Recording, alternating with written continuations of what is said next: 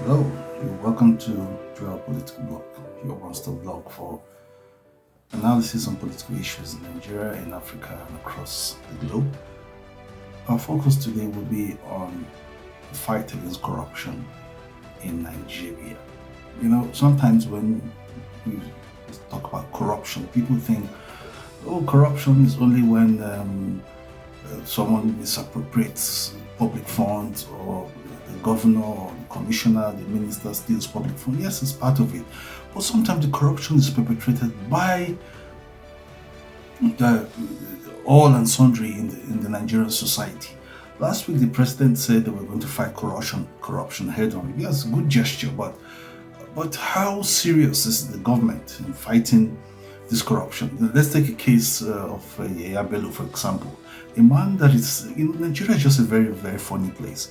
A man that has been declared wanted by the state still has policemen as oddly, he still has agents of the state, policemen, DSS, still providing protection for this person that has been declared wanted. Is Nigeria not a very funny place? And this same man submitted himself to the agency that had declared him wanted, and then he was asked to go, and then later on they started chasing to arrest him. Nigeria is a very funny place, and when the government says they are trying to fight corruption, I think first of all the government is not proactive enough to fight what is what has led to the corruption, especially in the civil service.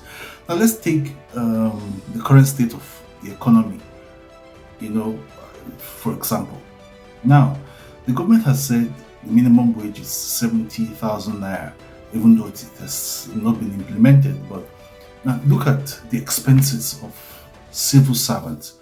For example, look at this drug that you can see on the screen. Last year, this drug was around 12,000. Now it's around 58,000 naira in Abuja. Now imagine someone who earns 120,000 naira every month, and of course, we all know Nigerians are more or less local government to themselves, because every Nigerian, provides water, boreholes for himself, electricity, for themselves, security, just name it. So imagine if someone will have to provide all of these amenities for themselves and still, cater for a family of two.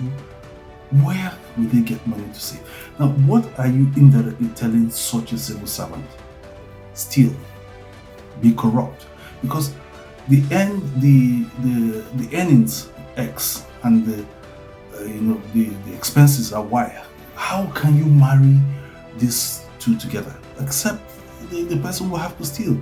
We're not condoning corruption or stealing, but this is what the government needs to start fighting against. You have to fight against things that make people to become corrupt. Because when you pay salaries on time, pay pension and everything on time, people are able to save. But given the now let's come back to the price of petrol. At the government NNPC is 1,030 naira, but if you go to the independent markets, around 1,200, 1,300, and petrol is the driving force, whether we like it or not. It determines demand and supply in Nigeria.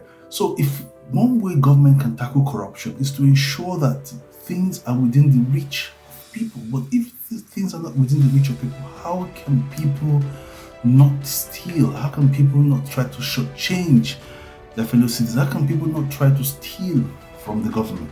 Now, these are ways of fighting corruption. Ensure that the basic amenity gets to the people.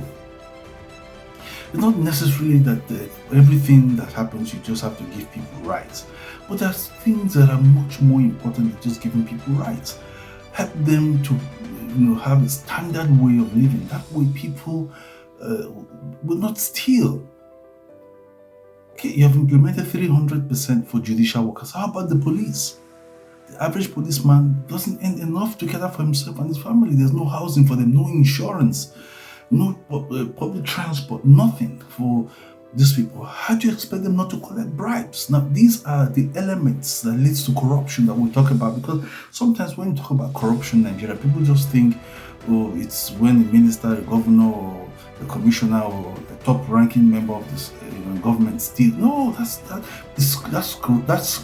part of it. But corruption. How about you and I? How about the citizens? How do we get citizens to? Sometimes you just have to bribe to get to fast track certain things, passports, certificates, and other things. Now, these are some of the corruption that is destroying the fabrics of the Nigerian state. How do we prevent all of this? And sometimes all of this boils down to inadequate income from where people work, and they have to meet up with their needs: water, electricity, and the basic needs. And because the income is not enough to cater for these things, people have to go the extra mile to ensure that they meet this. And voila, corruption. So the government needs to do better. The price, there's no price control mechanism in place. People just arbitrarily increase the prices of commodities in the market. There's no government control, nothing. It's just like Nigeria is just like on an autopilot that is just heading nowhere, because those in government will say, oh, just give the government 2 years. They said the same thing under Buhari: give the government 2 years and we'll see. But right before our eyes, inflation, it's over 40%. It's food inflation is on the increase right before our eyes. The middle class is gradually fading away. People can no longer afford the basic needs. In a society like this, how do you fight corruption? How do you ensure people do not steal? How do you ensure people do not change the government? Because even those that have been constitutionally mandated to fight corruption on paper, they are not even okay based on what they earn. So they just look the other way where things happen. I think the government needs to step up its the fight against corruption.